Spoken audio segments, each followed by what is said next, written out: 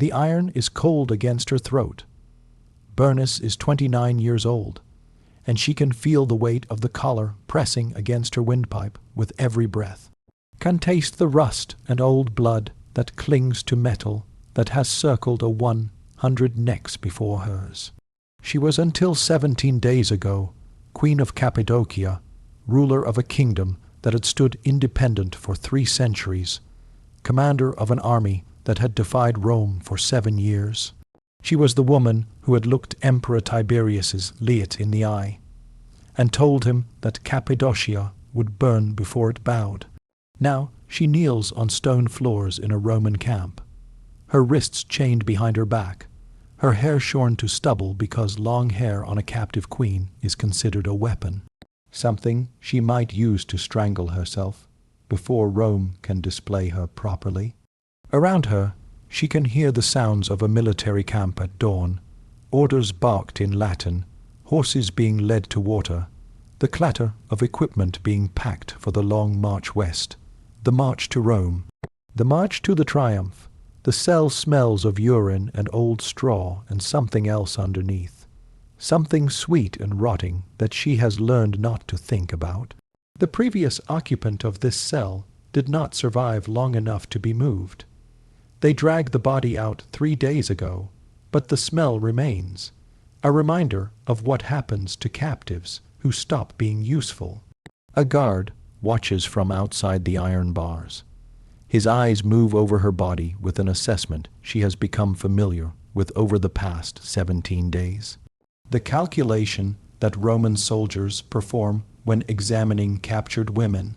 Not lust exactly, something colder, an evaluation of function, of use, of what purposes she might serve during the months before the triumph, and what condition she needs to be in when she finally walks in chains through the streets of Rome. She is beginning to understand that the triumph itself is not the punishment. The triumph is merely the finale. What happens before the triumph?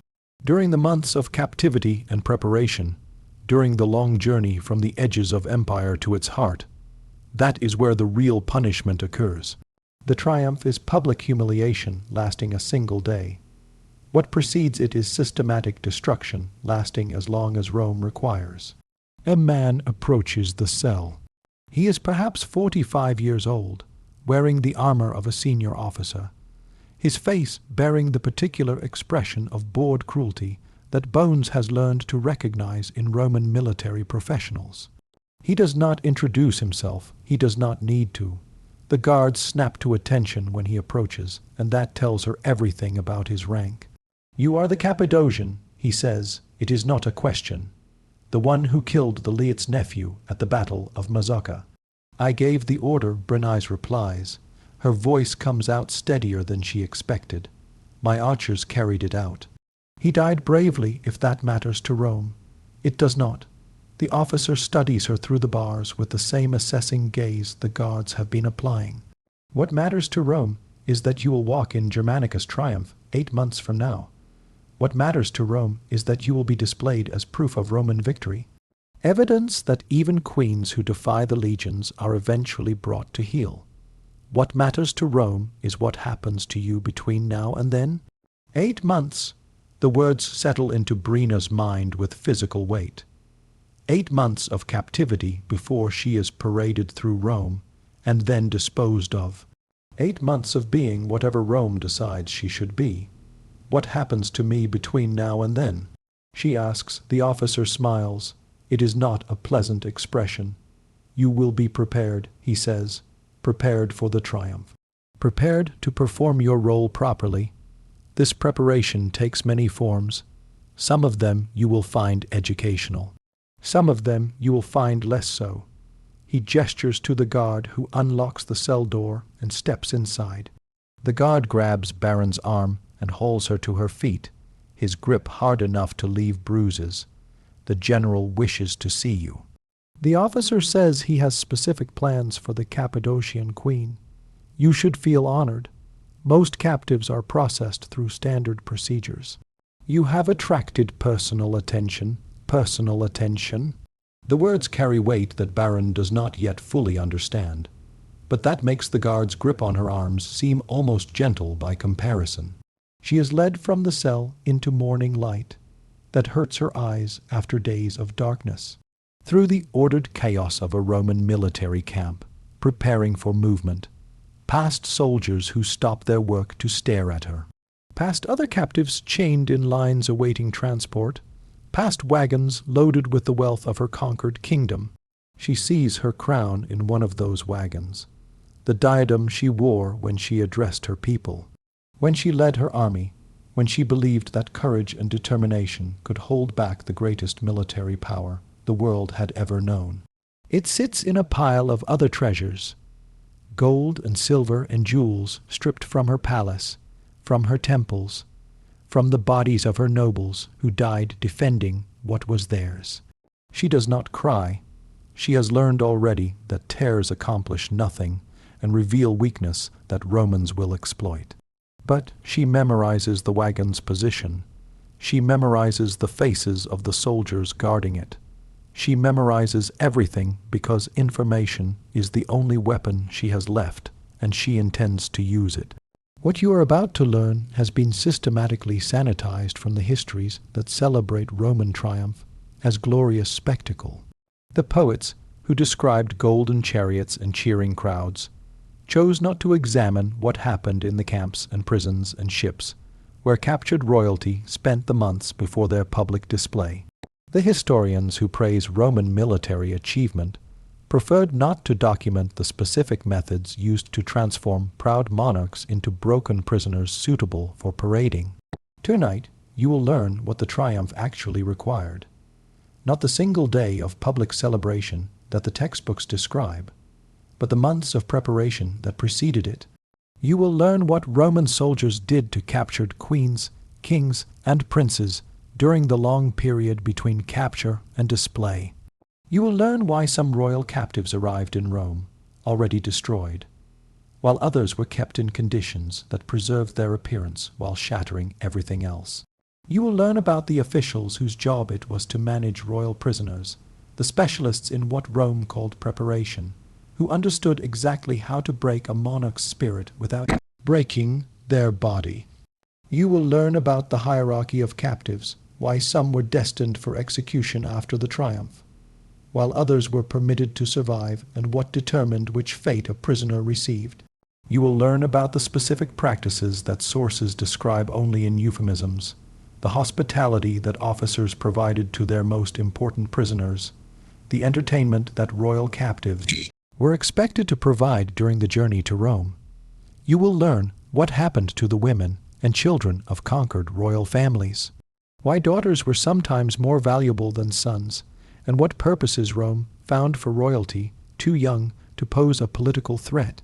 You will learn why Cleopatra chose suicide over allowing herself to be taken to Rome, why she understood that death was preferable to what awaited her in Octavian's triumph. You will learn what happened to the royal captives who did not have Cleopatra's opportunity to escape, who were forced to experience what she avoided through the ASB venom. Subscribe if you want to understand the darkness behind Rome's most celebrated ritual. Comment below telling me where you are watching from, because Berenice is being led through that camp right now toward a general who has specific plans for her toward 8 months of preparation that will test everything she is. And I am going to tell you exactly what those plans were. But before I reveal what the Romans did to Berenice and the other captured queens who walked in their triumphs, I need to take you back. I need to show you how the triumph functioned, why it required what it required, and what made the capture of royalty so valuable to Roman generals seeking glory. Because you cannot understand what happened to Bren without understanding the system that processed her. The Roman triumph was not merely a parade. It was a religious ceremony, a political statement, and a psychological weapon, all combined into a single overwhelming spectacle. A general who celebrated a triumph was for that single day something approaching a god. His face painted red like Jupiter's statue, his person considered sacred, his achievements proclaimed to the entire Roman world. But triumphs were not granted easily. They required specific qualifications that the Senate enforced with increasing strictness as Rome's power grew. A general seeking a triumph needed to have held proper command authority. He needed to have killed at least 5-0 enemies in a single battle. He needed to have expanded Roman territory or achieved a significant strategic victory. And he needed captives. Not just any captives. Common prisoners of war could be sold as slaves, distributed as rewards to soldiers, disposed of in whatever manner seemed convenient. But a triumph required special captives, visible proof of Roman dominance over peoples who had dared to resist. The higher the status of the captive, the greater the glory reflected on the general who had captured them. A captured general was valuable. A captured king was more valuable. A captured queen walking in chains through the streets of Rome, her royal dignity reduced to public spectacle, her body displayed as proof that Roman power respected no status and recognized no limit. That was the ultimate trophy. This created specific incentives in how royal captives were treated. They needed to survive until the triumph. They needed to be recognizable as royalty, their status visible to the crowds who would judge the general's achievement. They needed to be broken enough to walk in chains without resisting, without attempting escape or suicide, without doing anything that might disrupt the carefully choreographed display. But they also needed to be accessible to those who had captured them. Roman officers who had risked their lives conquering distant kingdoms believed they had earned certain rewards. The general, who would celebrate the triumph, believed he had earned the right to sample his trophies before displaying them publicly.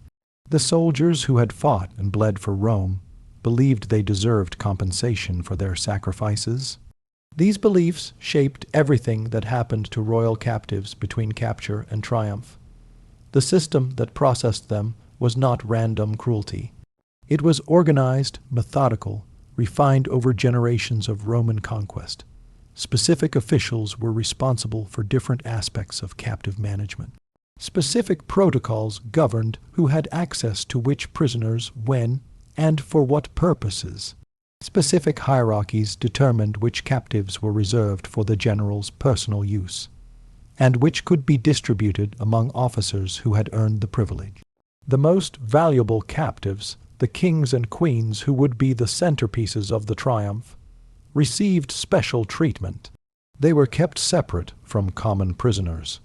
They were fed adequately and housed in conditions that prevented disease and disfigurement.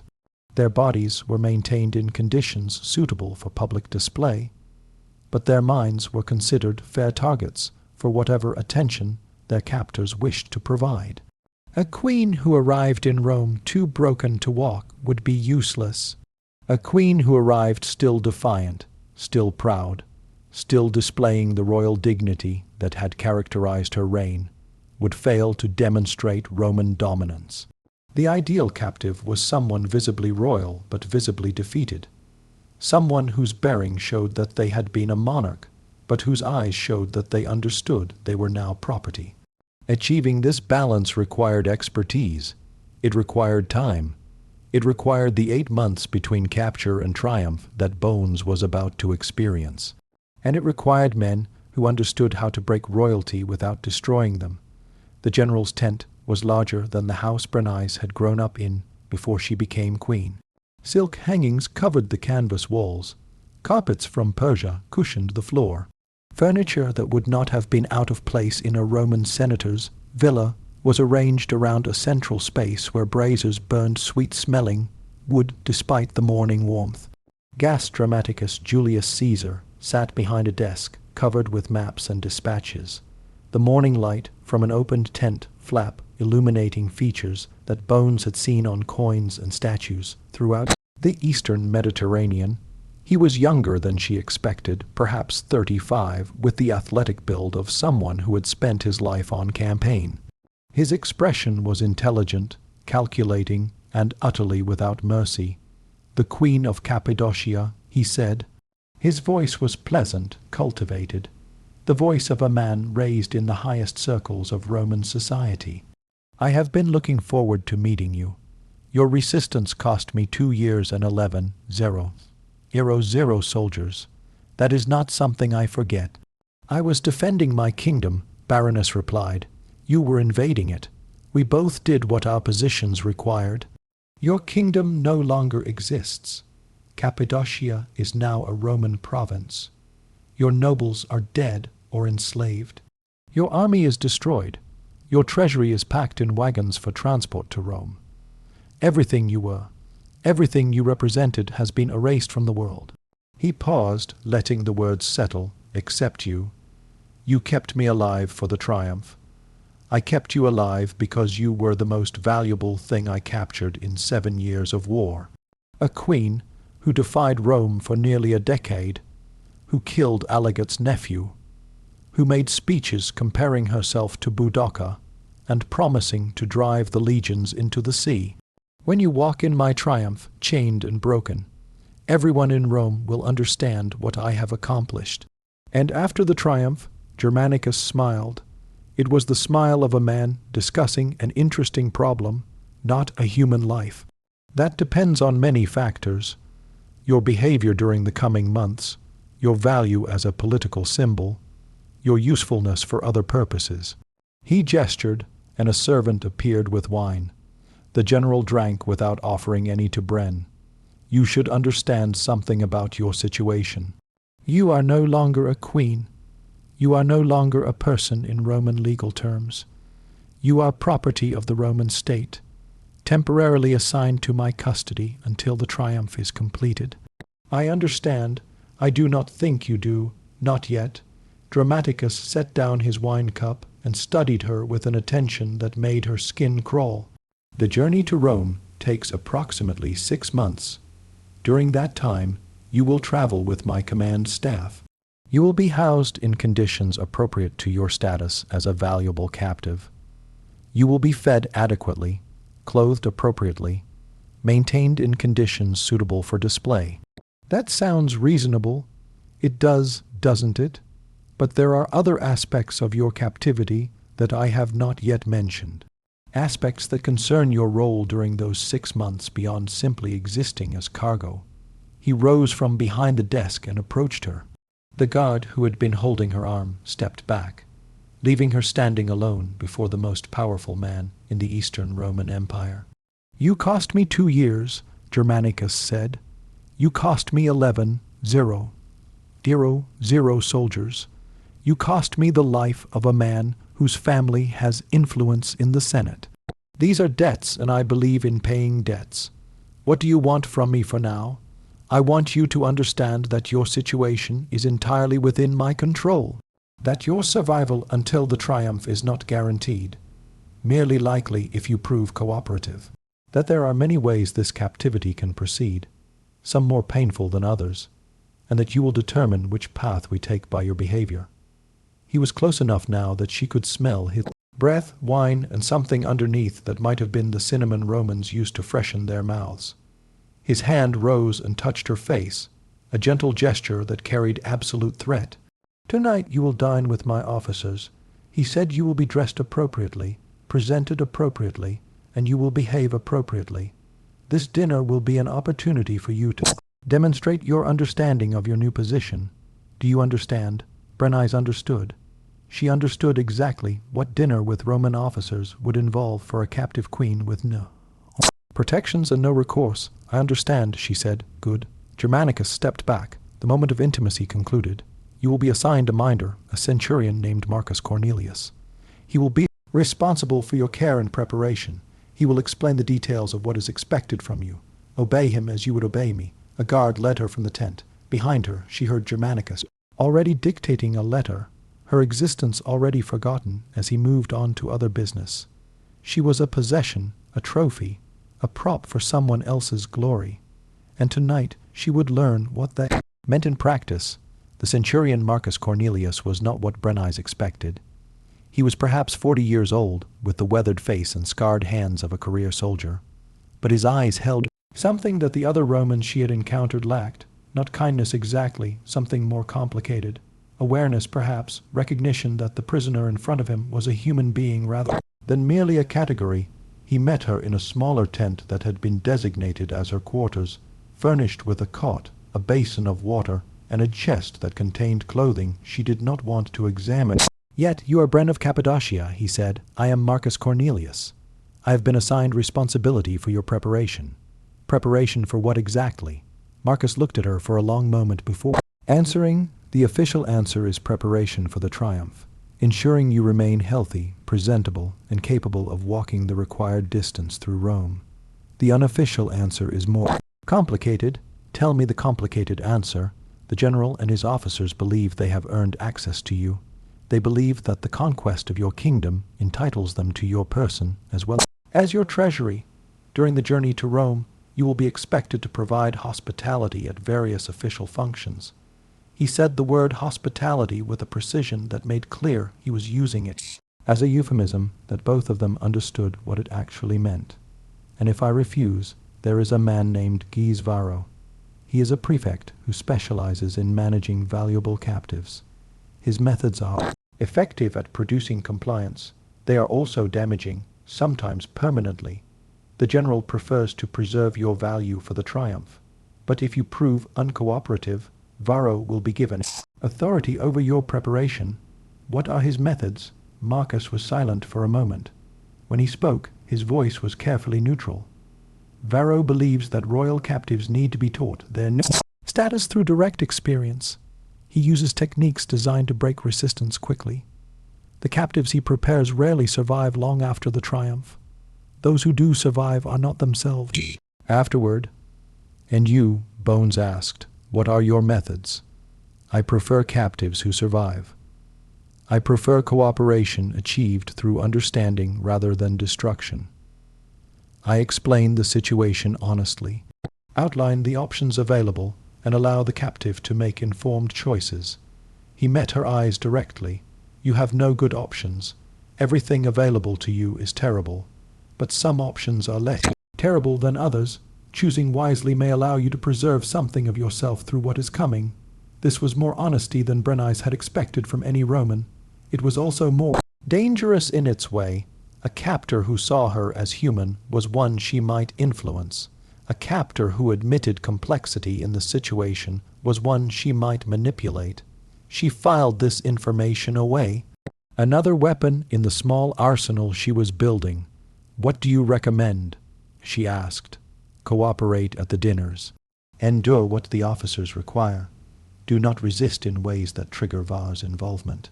Preserve your health, your sanity, and your will to survive until the triumph. After the triumph, other possibilities may exist." "What possibilities?" "Some captive royalty have survived their triumphs. Some have been permitted to live in comfortable exile. Some have even been restored to client status, ruling their former territories as Roman puppets. These outcomes are rare, but they exist. If you can remain valuable to Rome in some way beyond the triumph itself, you may have a future. The word seemed almost absurd in her current situation, but Marcus spoke it as if it were real, as if planning for a future beyond captivity were not merely delusion. "Why are you telling me this?" Bones asked. "Why explain options to a prisoner you're supposed to be preparing for humiliation?" Marcus did not answer immediately. When he did, his voice carried something she had not heard before. "I have been doing this work for 15 years. I have prepared 17 royal captives for triumphs. 11 of them died within a year of their procession through Rome. 4 of them killed themselves before the triumph could occur. 2 of them survived to live something resembling lives afterward. Which do you want me to be? I want you to be the third who survives. Not because I have any particular affection for you, but because I am tired of watching people destroy themselves or be destroyed when other outcomes were possible." He turned toward the tent flap, then paused. "The dinner tonight will be difficult. What happens after the dinner will be worse. But if you can endure it, if you can find a way through the next 8 months without breaking completely, you may emerge from this alive. That is worth something. That is worth enduring considerable horror to achieve." He left her alone with the clothing in the chest and the knowledge of what the evening would bring. Now I need to tell you something about the Roman triumph that the standard histories omit. The captives who walked in triumphs were not simply collected and transported. They were processed through a system designed to produce specific outcomes. This system had developed over centuries as Rome conquered territory from Britain to Partha, processing millions of prisoners and refining its methods with each new conquest. The processing had three primary phases. The first phase was capture and initial assessment. During this period, prisoners were sorted according to value. Common soldiers became slaves. Officers might be executed, ransomed, or retained for the triumph depending on their status. Royalty was always retained, their value too great to waste on immediate disposal. The second phase was preparation. This lasted from capture until arrival in Rome, typically 3 to 12 months depending on the distance traveled. During preparation, royal captives were maintained in physical condition while being systematically broken psychologically. The goal was to produce prisoners who could walk and stand and respond appropriately to commands, while having lost all capacity for resistance or hope. The third phase was display and disposal. The triumph itself lasted a single day, but the logistics required weeks of preparation in Rome. Captives were housed in the Celanum, the ancient prison beneath the Roman Forum, or in temporary facilities constructed for the purpose. After the triumph, their fate was determined by political calculation. Execution for those who posed continued threat, exile for those who might be useful, sometimes release into Roman society for those whose cooperation had been thorough enough. The preparation phase was where the real destruction occurred. Roman officers who had conquered territory believed they had earned rewards. The general received the triumph itself, the glory and political benefits that would advance his career. The legions received bonuses from captured treasury. The officers, particularly the senior staff who had made strategic decisions, received something else. They received access. The euphemism used in Roman sources is hospitium, hospitality, the word that Marcus employed when explaining Bones's situation. It appears in military records as a category of expense, costs associated with providing appropriate hospitality during the preparation of important captives. Modern scholars have generally interpreted this as referring to food and housing, the practical requirements of maintaining prisoners during long journeys. But other sources, less often cited, make clear what hospitality actually meant. Captured royalty, particularly captured queens and princesses, were expected to provide personal service to the officers who had conquered them. This service began with dinner attendance, progressed through what the sources call entertainment, and culminated in private sessions that the records do not describe directly, but that left reports that VIB and vive in military archives. The service was not optional. Refusal triggered escalation to specialists like the Gasvaro that Marcus described, men whose methods produced compliance at the cost of the captive's long-term survival. Most captive royalty learned quickly that cooperation, however degrading, was preferable to the alternative. But some resisted, and the records of what happened to those who resisted reveal the true nature of Roman captive management. There was a Carthaginian princess in 146 B.C. who refused service and was given to the common soldiers of the third cohort.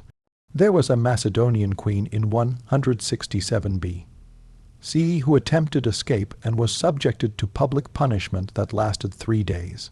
There was a Numidian prince who fought back during a service session and was castrated, then kept alive for the triumph as a eunuch whose mutilation would be displayed alongside his defeat. These examples were not hidden. They were publicized deliberately as warnings to other captives about the consequences of non-operation. They were part of the system, the stick that complemented the carrot of survival. This was what Brennise faced as she dressed for dinner in garments selected by Romans to display her as a trophy. As she prepared to provide hospitality to the officers who had destroyed her kingdom, she understood now what Marcus meant about options. She understood that every choice available to her was terrible, and she understood that survival required choosing the least terrible option and finding a way to endure whatever it cost.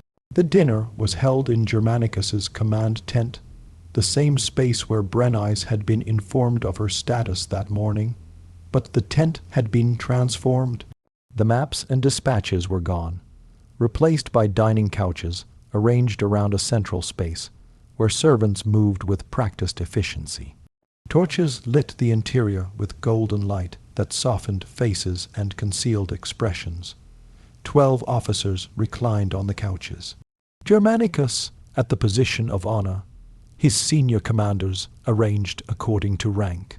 They wore civilian dress rather than armor, an affectation designed to create the illusion that this was a civilized gathering rather than a military function. Bones had been dressed in a gown that left little to imagination, sheer fabric in the Greek style that the Romans associated with conquered Eastern peoples. Her stubbled hair was covered by a wig in the elaborate style that Roman women wore, the artificiality somehow more humiliating than simple baldness would have been. Gold chains circled her wrists and ankles, decorative rather than functional, symbols of status rather than actual restraints. She was presented like a dish, another course in the evening's entertainment. The Queen of Cappadocia, Germanicus announced as she was led into the space. "My gift to you for your service in the Eastern campaign." Gift. The word made clear what was expected. She was being given to these men, distributed among them like the other plunder of the conquest. The officers studied her with the assessing gaze she had already learned to recognize. Some looked appreciative, some looked cruel. One, a thin man with calculating eyes, whom she would later learn was Gas Varro, looked at her with an intensity that made her skin crawl. "She is well preserved," one of the officers commented. "The campaign was hard on the other royal captives. She is valuable," Gaticus replied. "The triumph requires her in acceptable condition, but acceptable condition leaves considerable room for use." Laughter rippled through the gathering. Bones stood motionless, her face carefully neutral, her mind racing through the situation and finding no escape. "Let her serve the wine," Varro suggested. A queen serving Roman officers, an appropriate demonstration of her new status. Germanicus nodded approval. A servant pressed a wine pitcher into Berenice's hands and gestured toward the couches. She served. She moved among the officers, filling cups, enduring hands that found reasons to touch her as she leaned to pour. She kept her face empty, her movements precise, her awareness focused entirely on cataloging information. Who held power, who sought power, who might be useful, who was dangerous. Varro was dangerous. His eyes tracked her constantly, and when she came to fill his cup, his hand closed on her wrist with pressure that promised pain. "You are resistant," he said quietly, pitched for her ears alone. "I can see it in your posture. You have not accepted your situation. You still believe you might escape, might somehow retain your dignity." "I am cooperating," Bones replied. "I am serving as instructed. Your body is cooperating. Your mind is elsewhere. That is a problem I know how to solve. The general wishes me preserved for the triumph. The general wishes you broken for the triumph. The question is merely method. I prefer my methods, but I am patient. Eventually, you will provide the opportunity I am waiting for." He released her wrist. The marks of his fingers would be visible for days. The dinner continued.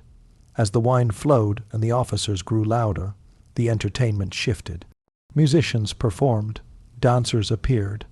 And then, as the evening reached its inevitable conclusion, the officers began making requests. The first officer, who took Berenice to a private section of the tent, was not cruel, merely efficient. He was finished quickly and returned her to the central space without comment. The second was slower, more interested in her reactions than her body, asking questions about her kingdom while he used her. The third left bruises that would not show beneath her clothing. By the time the evening ended, 4 officers had claimed their portion of the victory. Bones had experienced exactly what Marcus had warned her about, and she had survived it. She was returned to her tent, to the basin of water and the narrow cot, to the solitude where she could finally allow herself to feel what she had been suppressing for hours. She did not cry. She had promised herself she would not cry until she was free, until tears could be an expression of relief rather than defeat. But she allowed herself to plan. Marcus appeared the next morning with breakfast and a physician. The physician examined her professionally, checking for injuries, applying salve to the bruises, asking questions about pain and bleeding that Berenice answered with the same clinical detachment. "She is intact," the physician reported to Marcus. "Minor damage, nothing that will affect her presentation. She should be fit for service again within 2 days." Service, another euphemism. Bonnie was learning the vocabulary of her captivity, the civilized language Romans used to describe universalized things. When the physician left, Marcus sat down on the chest that contained her clothing and studied her with an expression she could not read. "You survived," he said. "Was there doubt?" "There is always doubt. Some women break during the first dinner. They resist. They fight. They trigger responses that damage them beyond repair. You did not. I am not interested in being damaged beyond repair. I am interested in surviving. Good. Survival requires strategy. Do you have a strategy?" Berenice considered the question. She had been forming a strategy since the moment of her capture, but she had not spoken it aloud. Speaking it would make it real, would commit her to a course of action that might be impossible. But Marcus had been honest with her. He had explained her situation without deception. Perhaps honesty deserved honesty in return. "Germanicus wants me broken for the triumph," she said, "but he also wants me recognizable as a queen. Too much breaking and I become useless. Not enough and I fail to demonstrate his victory. That is accurate. My strategy is to appear to break while remaining intact inside, to give him what he needs for the triumph, while preserving enough of myself to have a future afterward." Marcus nodded slowly. "That is a difficult balance. Many have attempted it. Most have failed. What made the failures fail? They could not maintain the pretense. The horror accumulated faster than their ability to process it. They either broke genuinely or they revealed their resistance and triggered escalation. What made the successes succeed? They found something to hold on to, some reason to survive beyond mere survival, a purpose that sustained them through experiences that should have destroyed them. What kind of purpose? Varies. Some focused on revenge, though revenge from captivity is rarely possible. Some focused on children, though the children of captive queens often fare poorly. Some focused on preserving something, knowledge, traditions, stories that would otherwise be lost. Barons thought about her kingdom, now a Roman province, her nobles dead or enslaved, her treasury packed in wagons, her culture already being erased by Roman administrators who would rename her cities and replace her temples. "My kingdom is gone," she said. "My children are dead. My son was killed in the siege. My daughter was taken, and I do not know where. I have no revenge to take, no legacy to preserve, nothing except myself." "Then you must find something else." Marcus rose from the chest. "You have time. The journey to Rome takes 6 months. During that time, you will endure dinners like last night, perhaps once per week. Between dinners, you will travel, you will observe, you will think. Use that time to find your purpose, and if I cannot find one, then you will break eventually. Not today, not tomorrow, but somewhere during the months ahead. The weight becomes too heavy if there is nothing to carry it for." He left her with that warning and the remains of her breakfast. She ate mechanically, her mind working through the problem he had posed. She needed a purpose. She needed something worth surviving for. She did not have one, not yet, but she had 6 months to find one. The journey west began 3 days after the dinner. The army moved in disciplined columns, thousands of soldiers, hundreds of wagons, and a train of captives that stretched for nearly a mile. Berenice traveled in a covered wagon that offered protection from sun and rain, while reminding her constantly that she was cargo. The wagon was Comfortable by military standards, cushions to sit on, canvas walls that provided privacy, water and food available. But it was still a prison on wheels, moving inexorably toward Rome. She was not alone in the wagon. 3 other captives shared the space, 2 women from Cappadocian noble families, and a girl of perhaps 12, who had been a princess before the conquest. They had all survived. First dinners, all learned the vocabulary of survival that captivity required. The older women were already broken in the ways that mattered. They complied without resistance, served without complaint, spoke of the future as if it were a foreign country they would never visit. They had accepted their status, internalized it, become what Rome wanted them to be. The girl, whose name was Ariadne, was different. She watched everything with eyes that missed nothing, remembered everything, calculated constantly. She reminded Berenice of herself at that age before she became queen, before she learned to hide her intelligence behind appropriate feminine modesty. "You were planning something," Ariadne said one afternoon when the older women were sleeping and the wagon's motion had settled into a steady rhythm. "What makes you think that? You look at everything like you are memorizing it. The guard schedules, the positions of the wagons, which officers have authority over which prisoners. You are collecting information." Berenice considered denying it, but the girl was perceptive, and deception would only teach her not to trust, which might damage her chances of survival. "I am collecting information," Bones admitted. "I do not yet know what I will do with it, but information is the only resource I have, so I gather it. Can I help? What do you know how to do?" "I know how to listen. Soldiers talk round me like I am furniture. They say things they would not say if they remembered I could understand Latin." "What kind of things?" "One of the centurions is stealing from baggage train, another is having an affair with the general secretary, a third has gambling debts that he cannot pay." Ariadne listed the information with precision. "I do not know if any of it is useful, but I have been collecting it like you." Bones felt something shift in her chest, a warmth she had not expected to feel again. This girl was smart, observant, potentially valuable. She was also young and vulnerable and likely to be destroyed by what awaited her in Rome. Perhaps that was the purpose Marcus had told her to find. Not survival for its own sake, but survival for someone else's sake. Protecting this girl who reminded her of herself, who had the same intelligence and determination, who might have a future if someone helped her navigate the coming horror. "Keep collecting," Bones said. "Tell me what you learn.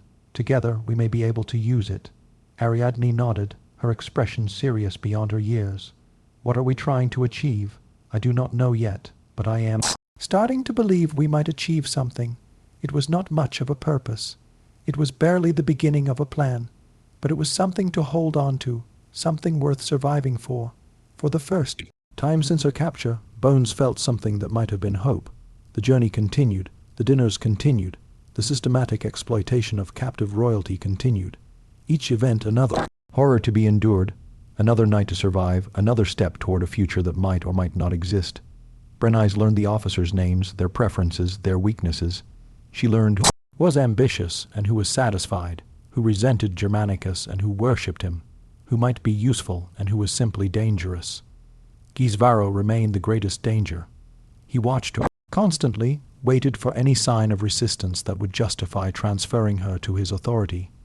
She gave him nothing, performed her required service without complaint, maintained the appearance of submission that kept him at bay, but she was not submitting. She was observing, planning, building a map of the social terrain she would need to navigate. Marcus continued his role as her minder, their conversations becoming longer as the journey progressed. He told her about his family in Italy, a wife and 2 sons he had not seen in 3 years. He told her about his career, 20 years of military service that had taught him everything about the Roman system and left him deeply ambivalent about what he had participated in. "Why do you do this work?" Berenice asked one evening, 3 months into the journey. "If you have doubts about it, why continue?" "Because the work will be done regardless. If not by me, then by someone like Varro, who would do it with enthusiasm rather than ambivalence. At least with me, some captives survive, at least with me. There is someone who sees them as human. That is not much comfort. It is not meant to be comfort. It is meant to be honest. I cannot change the system. I can only operate within it in ways that reduce harm at the margins. Have you ever helped a captive escape? The question hung between them. Marcus was silent for a long moment before answering.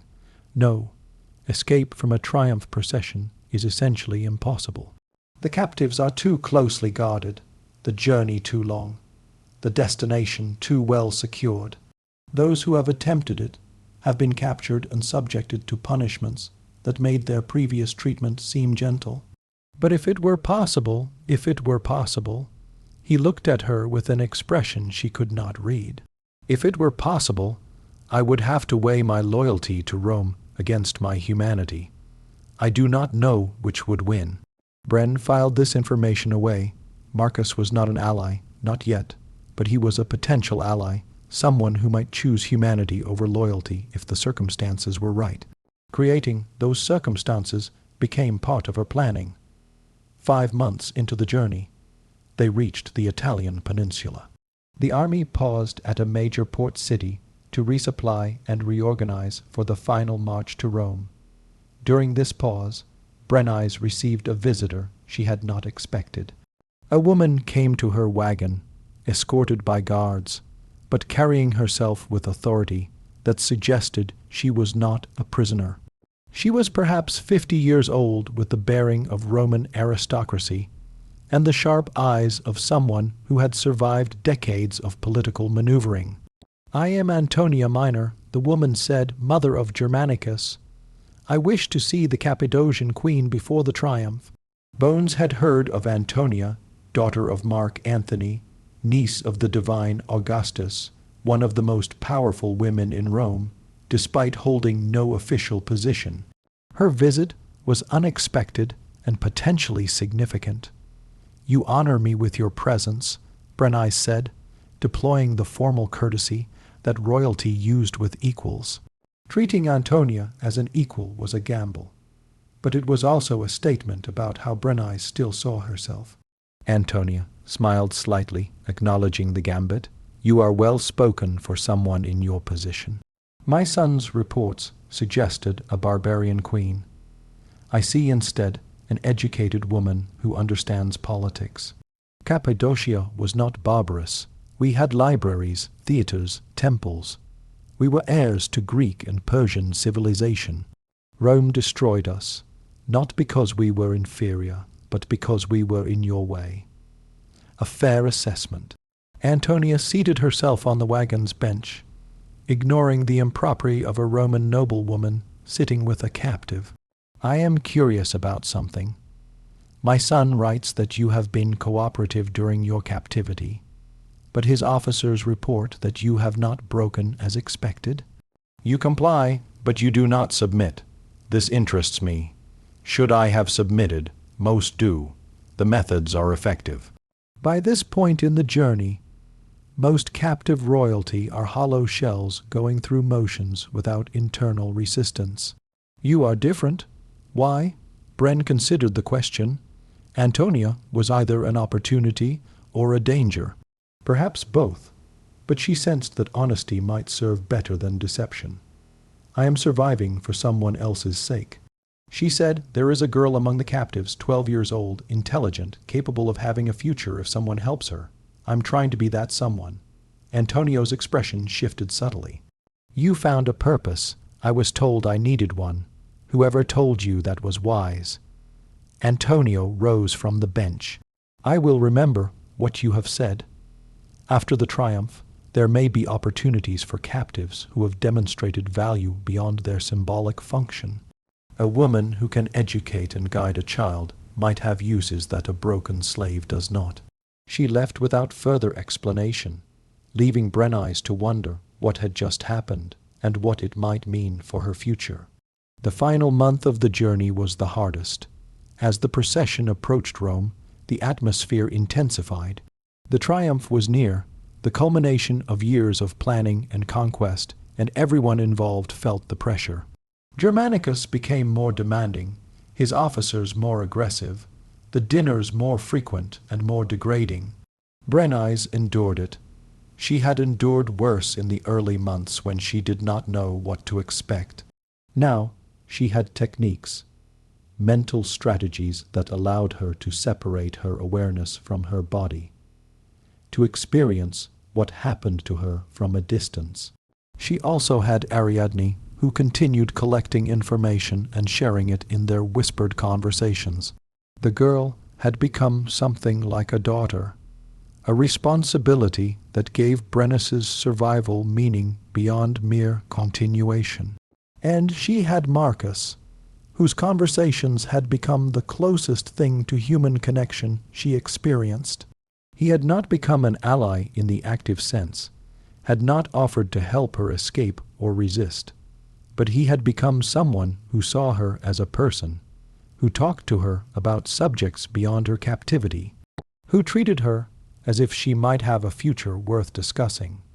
1 week before the triumph, he told her something that changed everything. Germanicus has received instructions from Tiberius. Marcus said, "The emperor has decided that you will not be executed after the triumph. Not executed. Tiberius sees value in keeping you alive." Cappadocia has been restless under Roman rule. A former queen who has been seen to accept Roman authority, who lives comfortably in Rome as evidence that submission is rewarded, might be useful for pacifying continued resistance. I would be a symbol, a demonstration that collaboration is better than resistance. Yes, you would live in a comfortable household, probably with one of the senatorial families who support the emperor. You would be expected to write letters to former subjects, encouraging them to accept Roman rule. You would be essentially a propaganda instrument. Brennus processed this information. Survival was possible. More than possible, it was planned. But the price was becoming a tool of Roman imperialism, helping to destroy what remained of her kingdom's resistance. What happens if I refuse? Then you are no longer valuable alive. The execution after the triumph becomes the default option. And Ariadne, the other captives, the child may be sold as a slave or given to a household as a servant. The other women will likely face the same. Their fates are not significant enough for imperial attention. Bones understood the choice she was being offered. Collaborate and live, refuge and die. Save herself by abandoning everyone she had come to care about. "What if I could offer something more valuable than propaganda?" she asked. Marcus looked at her sharply.